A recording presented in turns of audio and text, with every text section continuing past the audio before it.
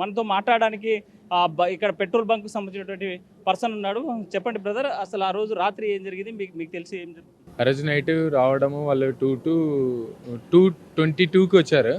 2:22కి వచ్చి direct petrol pump దగ్గరికి వెళ్ళారు. ఆ పెట్రోల్ పంపు నైట్ 10కి క్లోజ్ చేసేస్తాం మేము.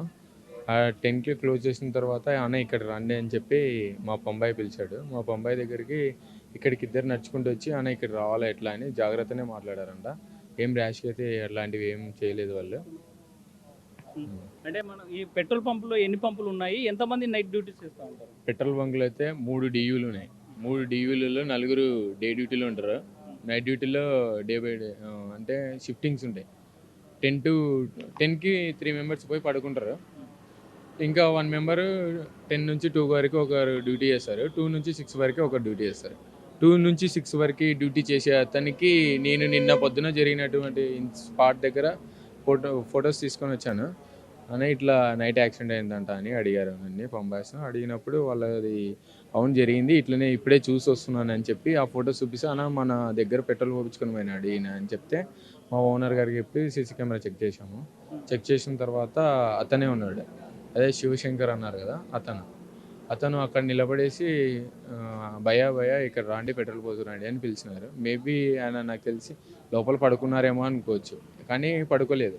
ఇక్కడ లారీకి కొడుతున్నాడు అవతల సైడ్, ఆ పంపు దగ్గర కనపడట్లేదు. అక్కడ నుంచి వచ్చి మొత్తం ఫిల్ చేసుకుని వెళ్ళిపోయినారు. ఎంత పెట్రోల్ ఫిల్ చేసుకుంటాడు? ఎక్స్పెక్ట్ చేయలేమన్నా. క్యాష్ ఇచ్చినారు వాళ్ళు, క్యాష్ ఇచ్చినారు. ఫోన్పే చేసింటే అయితే ఫోన్పే ట్రాన్సాక్షన్ ఆ టైంలో చెక్ చేయొచ్చు. క్యాష్ ఇచ్చినారు కాబట్టి చెప్పడానికి రాదు. ఆ సమయంలో శివశంకర్ ఎలాంటి పరిస్థితులు ఉన్నాడు? శివశంకర్తో పాటు తన ఫ్రెండ్ వెనుక ఉన్నటువంటి వ్యక్తి. శివశంకర్ అయితే మద్యం మత్తులో ఉన్నాడు అన్న. శివశంకర్ మద్యం మత్తులో ఉన్నాడు. వాళ్ళ ఫ్రెండ్ కొద్దిగా లిమిట్లో ఉన్నట్టు మా పంబాయి చెప్పినాడు నాకు. అంటే వాళ్ళు ఎటు నుంచి ఎటు సైడ్ వచ్చారు? మామూలుగా మనం విజువల్స్లో చూస్తే కర్నూలు నుంచి మీ పెట్రోల్ పంప్లోకి వచ్చినట్టు తెలుస్తుంది, కానీ వాళ్ళు ఎటు సైడ్ నుంచి వచ్చారు? వాళ్ళైతే ఎక్కడి నుంచి మామూలు ఇన్కమింగ్లోనే వచ్చారు, అవుట్ గోయింగ్లోనే వెళ్ళిపోయినారు. కరెక్ట్ రూట్లోనే వచ్చినారు, కరెక్ట్ రూట్లోనే వెళ్ళిపోయినారు. మనం చూసాం కదా ఇక్కడ వాళ్ళు ఎక్కడికి పోతున్నారని మనకైతే స్పాట్ తెలియదు కదా, అందుకోసమని ఇక్కడ స్టన్స్ తీసుకున్నారు వాళ్ళు.